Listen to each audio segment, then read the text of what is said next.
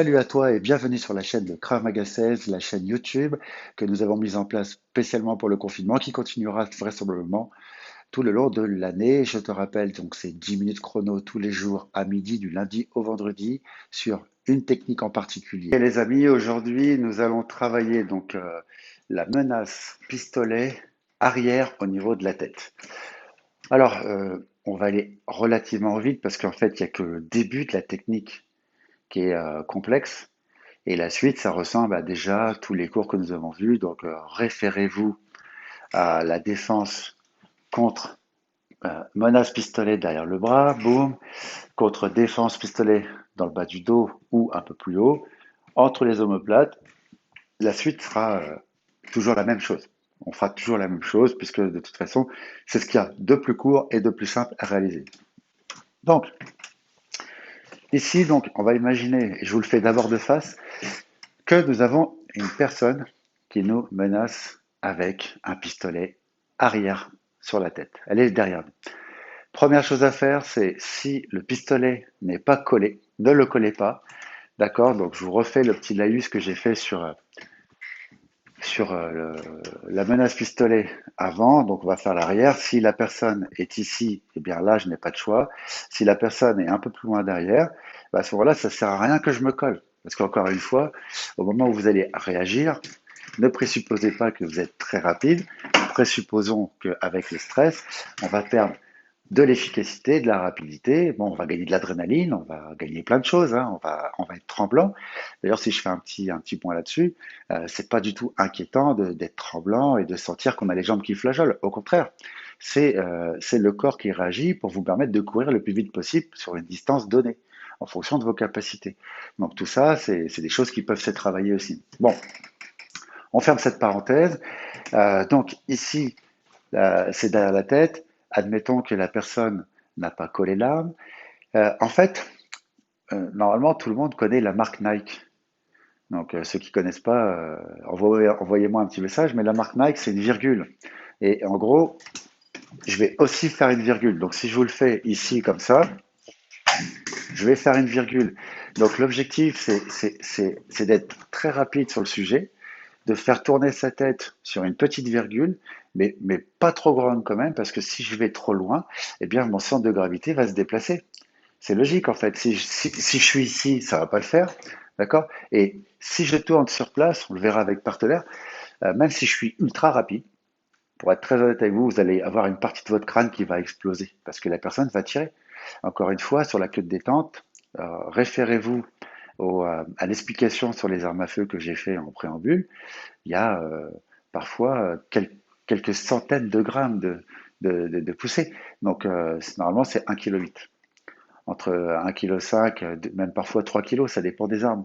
Il y a des armes qui sont très très dures à utiliser en termes de queue de détente. Donc pour ça, on peut usiner un petit peu certaines parties du pistolet. Mais bon, c'est pas l'objectif aujourd'hui. Euh, donc là, l'objectif c'est la virgule et je vais vous le faire de dos, comme ça vous verrez beaucoup mieux. Donc ici, c'est mon regard, il va se porter sur le pied opposé de la personne. Donc autrement dit, si je suis en face de vous, donc moi, ma gauche, elle est là, ma droite, elle est là. Là, je suis plus en effet miroir, on est en effet miroir normal, comme quand vous parlez à quelqu'un. Donc, c'est-à-dire que ce qui est en face de mon bras gauche, c'est son bras droit. Ce qui est en face de mon bras droit, c'est son bras gauche. On est bien d'accord sur le sujet. Donc ici, l'objectif, c'est de viser par son regard son pied droit. Pas son pied gauche, son pied droit.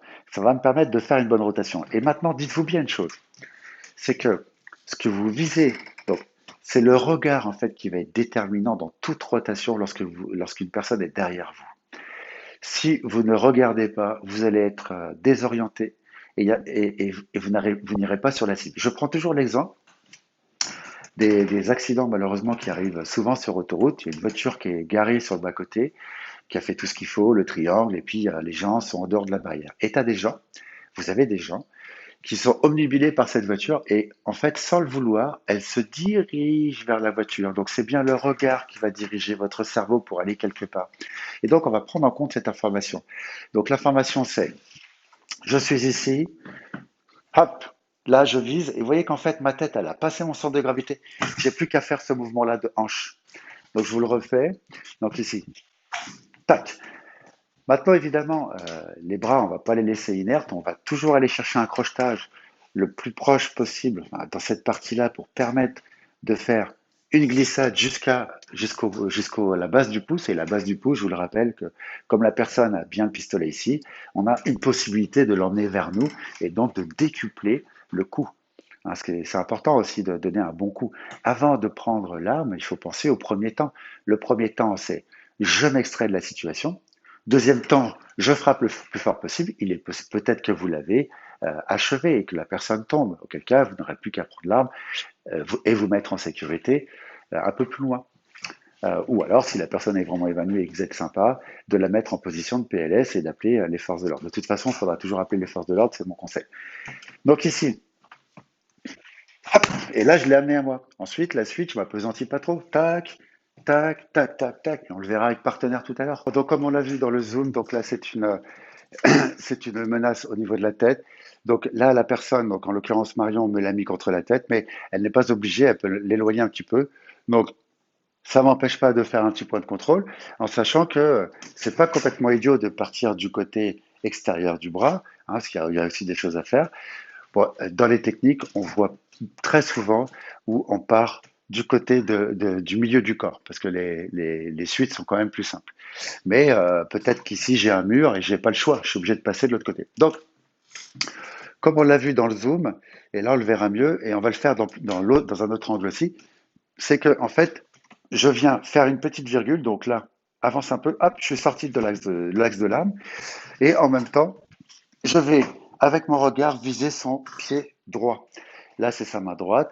Donc, et l'idée, c'est presque, puisque je dois me retourner, de prendre sa place. Pratiquement de prendre sa place. C'est beaucoup plus évident à voir lorsque, en deuxième darga ou en troisième darga, je ne sais plus, on est assis sur un siège et la personne est derrière à vous viser la tête, où là, on dégage la chaise et on prend sa place. Mais c'est exactement la même chose. Donc ici, la personne, c'est derrière moi, je peux faire un point de contrôle. Ici, hop, je suis sorti de l'axe du pistolet, et là, hop, je peux frapper en coup de poing comme on a vu, ou je peux frapper en coup de coude. Faites ce qui vous convient le mieux. Si vous êtes à l'aise avec le coup de poing, restez avec le coup de poing.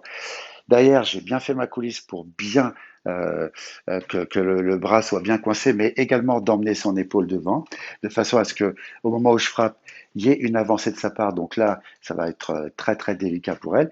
Je frappe génital, je redescends. Donc vous voyez, c'est un peu toujours la même chose. Ensuite, je viens chercher l'arme comme ceci.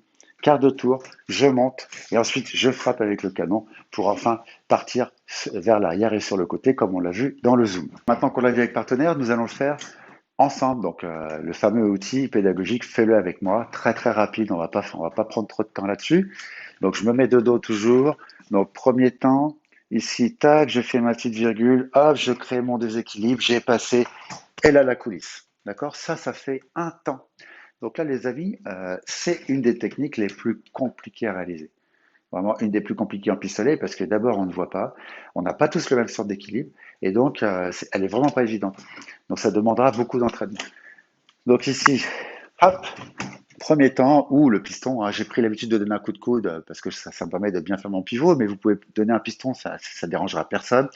Tac, ici vous frappez, vous baissez le bras, vous allez chercher l'arme, vous faites un quart de tour, vous montez et vous frappez. Je l'ai dit en introduction, mais je le dis aussi en conclusion, que nous avons des cours tous les jours sur un format de 10 minutes. Donc 10 minutes, ça passe très très vite sur des techniques en particulier. Soit tu améliores, soit tu apprends les techniques de Krav Maga. Évidemment, ça ne remplace pas un cours collectif, mais les cours collectifs reprendront très certainement au mois de septembre, où nous t'attendons nombreux dans les cours, où que ce soit. À très bientôt et en attendant, continue de t'entraîner.